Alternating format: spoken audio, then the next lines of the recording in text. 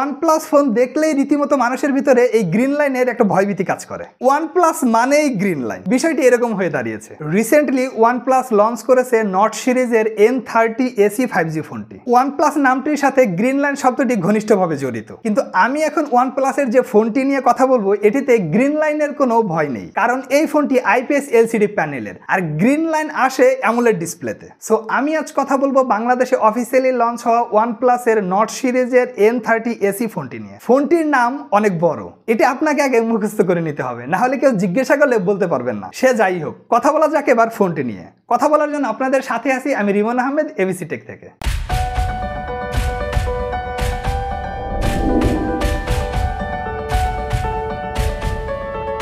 Box content নিয়ে আর কথা বললাম না, কারণ বক্সে তারা যাবতীয় সবকিছুই দিয়েছে। প্রথমে যদি ফোনটির আউটলুকস নিয়ে কথা বলি, এর রিয়ারের গ্লোসি ফিনিশিং এবং প্যাটার্নগুলো দেখতে ভালোই লাগছে। তাছাড়া এতে ফিঙ্গারপ্রিন্টও বসছে না। তবে রেয়ারের এই দুটো ক্যামেরার জন্য এত বড় মডিউল, বিষয়টা একটু কেমন যেন দেখতে। ফোনটির বিল্ড কোয়ালিটি নিয়ে যদি কথা বলি, এটি যেহেতু একটি বাজেট ফ্রেন্ডলি ফোন, সুতরাং এর রিয়ার প্যানেল এবং বডি ফ্রেম প্লাস্টিক দিয়ে বিল্ড করা হবে, এটি খুবই স্বাভাবিক। আর সামনেই রয়েছে গ্লাস ফ্রন্ট, তবে এখানে কোনো প্রোটেকশন দেয়া আছে কিনা তার কোনো ইনফরমেশন আমরা পাইনি। সো আমার ব্যক্তিগত সাজেশন থাকবে একটি গ্লাস প্রোটেক্টর ইউজ করার জন্য। পোর্টস এন্ড বাটনের নিচের দিকে রয়েছে speaker grill, type-C charging port, primary microphone এবং 3.5 মিলিমিটার হেডফোন জ্যাক পোর্ট। ফোনটির বাম পাশে রয়েছে হাইব্রিড সিম কার্ড ট্রে, যেখানে একই সাথে দুটি সিম অথবা একটি সিম এবং একটি SD কার্ড ইউজ করতে পারবেন। উপরের দিকে রয়েছে নয়েজ ক্যান্সেলেশন মাইক এবং ডান দিকে রয়েছে ভলিউম রকার এবং পাওয়ার বাটন, যা একই সাথে ফিঙ্গারপ্রিন্ট স্ক্যানার হিসেবে কাজ করবে। এর ফিঙ্গারপ্রিন্ট স্ক্যানারটি যথেষ্ট ফাস্ট এবং অ্যাকুরেট ছিল, কখনো মিসম্যাচ জনিত প্রবলেম ফেস করিনি। ফোনটিতে রয়েছে 6.72 ইঞ্চের একটি IPS LCD প্যানেল, যার রেজুলেশন 1080x2400 পিক্সেলস এবং PPI ডেন্সিটি 392। ইনডোরে ফোনটি ইউজ করার সময় ব্রাইটনেস জনিত কোনো প্রবলেম ফেস করিনি, তবে ডিরেক্ট সানলাইটে একটু স্ট্রাগল করে। ডিসপ্লের চিন আর বেজেলের কথা যদি বলি, তাহলে বলবো এর লোয়ার চিনটা একটু মোটা, এর থেকে ন্যারো রাখলে এটি দেখতে আরো স্মার্ট লাগতো। ডিসপ্লের উপরের দিকে রয়েছে একটি 5 হোল ক্যামেরা কাটআউট, যার সাইজটা একটু বেশি বড় মনে হয়েছে আমার কাছে। এই ফোনটির সব থেকে বড় সুবিধা হলো OnePlus এর ফোন হওয়ার পরও এটিতে গ্রিন লাইন নিয়ে দুশ্চিন্তা করতে হবে না, কারণ এটি IPS LCD প্যানেলের। গ্রিন লাইন ইস্যু থেকে বাঁচার জন্য OnePlus অ্যামোলেডের পরিবর্তে IPS LCD প্যানেল নিয়ে এসেছে। আমার কাছে মনে হয় IPS LCD প্যানেল না এনে গ্রিন লাইন ইস্যুটা সলভ করলে বেশি ভালো হতো। তবে এই ডিসপ্লেটার ওভারঅল পারফরমেন্স ছিল ভালো। এই ফোনটি রান করার জন্য এতে ব্যবহার করা হয়েছে অ্যান্ড্রয়েড ভার্সন 13 এবং OxygenOS 13.1, যার ফলে ফোনের UI ইউজেস ছিল স্মুথ এবং বাটারে। OxygenOS এর সবচেয়ে বড় একটা সমস্যা, অনেকগুলো আনইউজড অ্যাপস প্রি ইনস্টল করা থাকে, তবে আপনি চাইলে সেগুলো আনইনস্টল করে দিতে পারবেন। প্রসেসর হিসেবে ফোনটিতে রয়েছে MediaTek Dimensity 6020, যা 7 ন্যানোমিটারে বিল্ড করা একটি অক্টা চিপসেট। জিপিইউ হিসেবে রয়েছে Mali G57 MC2। এই প্রসেসর অনেকটা Helio G99 এর কাছাকাছি।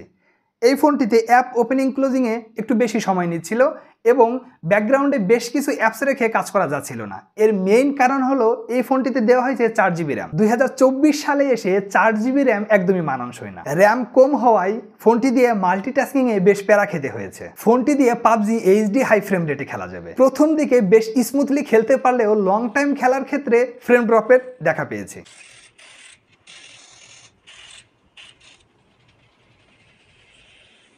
তবে ফ্রি ফায়ার গেমসটি বেশ স্মুথলি খেলতে পেরেছি, ফ্রেম ড্রপ, হ্যাং, ল্যাগ এ ধরনের কোনো প্রবলেম ফেস করিনি।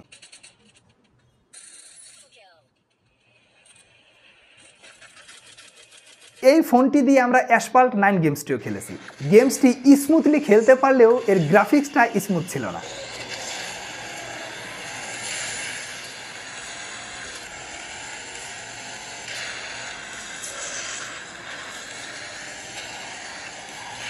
ওভারঅল এই ফোনটির পারফরমেন্স সেকশন নিয়ে যদি কথা বলি, তাহলে আমি বলবো এই ফোনটিতে 4GB র্যামের জায়গায় 6GB র্যাম এবং MediaTek Dimensity 6020 না দিয়ে Helio G99 দিলে চমৎকার হতো। ক্যামেরা, এই ফোনটির রিয়ারেই রয়েছে ডুয়াল ক্যামেরা সেটআপ, যার মেইন ক্যামেরা 50 মেগাপিক্সেল এবং সেকেন্ডারি ক্যামেরা হিসেবে রয়েছে 2 মেগাপিক্সেলের ডেপথ সেন্সর, আর এর ফ্রন্টেই রয়েছে 8 মেগাপিক্সেলের সেলফি ক্যামেরা। এই ফোনটির রিয়ার ক্যামেরা দিয়ে তোলা ছবিতে শার্পনেস, ডিটেলস, কালার অ্যাকুরেসি ঠিকঠাকই ছিল, তবে ন্যাচারাল কালারের ছবি পাওয়া যাচ্ছিল। কালারটা বুস্ট করে না, এটা আবার অনেকেই পছন্দ করে না, কারণ অনেকেই বুস্টেড ছবি পছন্দ করে।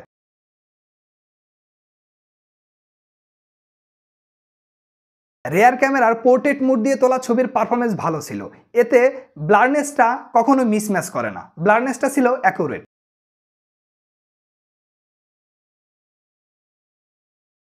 রিয়ার ক্যামেরা দিয়ে রাতের বেলায় তোলা ছবিতে ডিটেলসের পরিমাণ কম ছিল, তবে সেক্ষেত্রে নাইট মুড অন করে নিলে বেটার রেজাল্ট পাওয়া যাচ্ছিল। রিয়ার ক্যামেরা দিয়ে সর্বোচ্চ 1080p 30fps এ ভিডিও রেকর্ড করা যাবে।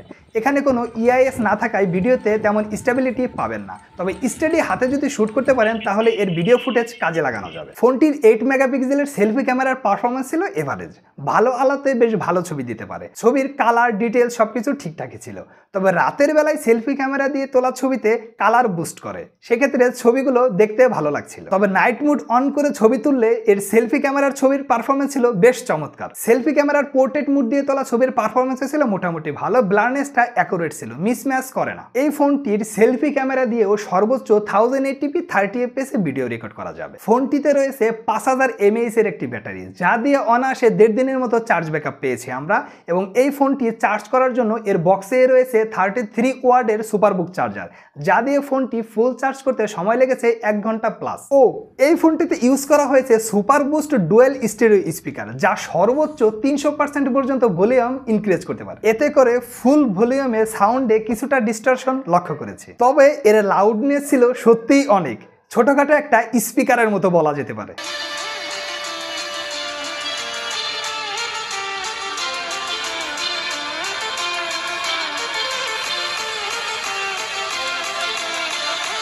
এই ফোনটি মাত্র 15,999 টাকায় অফিসিয়ালি দুটি কালারে লঞ্চ হয়েছে, যার একটি ব্ল্যাক স্যাটিন এবং অন্যটি সায়ান। কালার দুটি দেখতে খুবই চমৎকার। একটি বাজেট ফ্রেন্ডলি ফোন হিসেবে এটি একটি good deal. OnePlus Nord N30 AC 5G এই ফোনটি আপনাদের কাছে কেমন লেগেছে কমেন্ট করে জানাতে পারেন। সেই সাথে জানাতে পারেন আপনারা আর কোন কোন ফোনের রিভিউ চান। দেখা হবে পরবর্তীতে অন্য কোনো ভিডিওতে। সে পর্যন্ত সবাই ভালো থাকবেন। আল্লাহ হাফেজ।